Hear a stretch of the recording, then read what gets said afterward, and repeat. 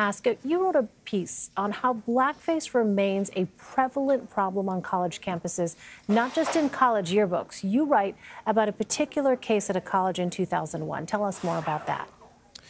So at Auburn University in 2001, we kind of see this resurgence of blackface on campus, at least as it becomes national news.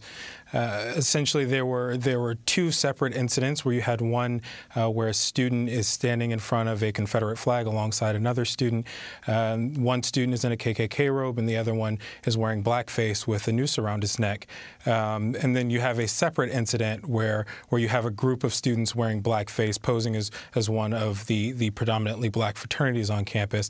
This sort of becomes national news and becomes one of the events that people kind of point to as an incident of the nation sort of saying, wait a minute, maybe we need to consider how we're viewing blackface and dealing with these incidents on campus. So that was 2001. Why do you think this problem of blackface continues to persist?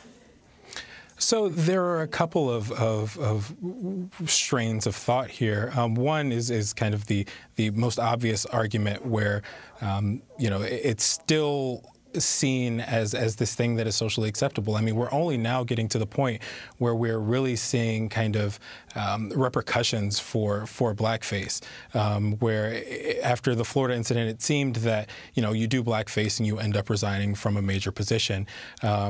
However, people still do claim, just as recent as a few months ago, you had people claiming, oh, I didn't know it was an improper thing to do, despite kind of these years and years of people telling people who do blackface, like, this is an unacceptable thing.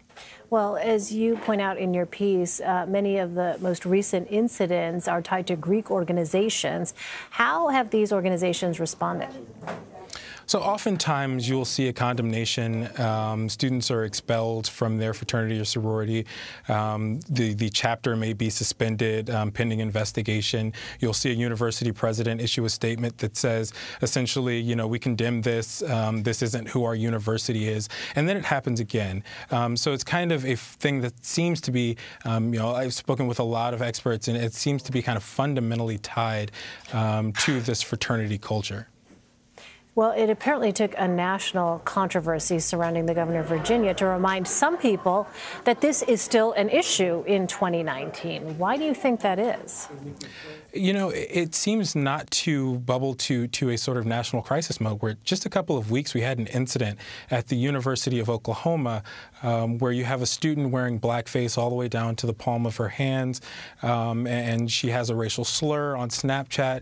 And this became a major controversy at the University of Oklahoma, but it sort of didn't really capture the news cycle the way that a prominent figure, being photographed in the yearbook in blackface is. So I think that nationally we're still trying to figure out what this reckoning actually looks like, and how to address instances of people wearing blackface, and how to kind of more broadly accept culturally that this is inappropriate. Well, what do you think that universities need to do to address and stop incidents of blackface and other forms of racism?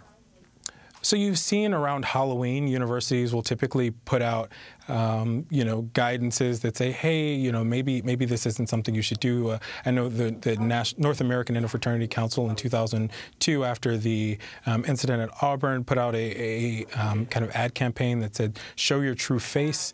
But essentially, this is something that, kind of goes alongside the idea that universities have been working to understand and address their links to the past, where you have institutions such as Harvard and Brown and Georgetown, the University of Virginia, understanding their links to slavery.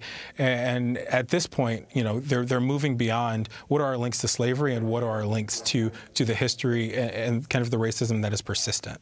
Well, hopefully this is a national conversation that will continue. A lot of work still to be done. Adam Harris, thanks very much for your time, Adam. I really appreciate it. Thanks so much for having me.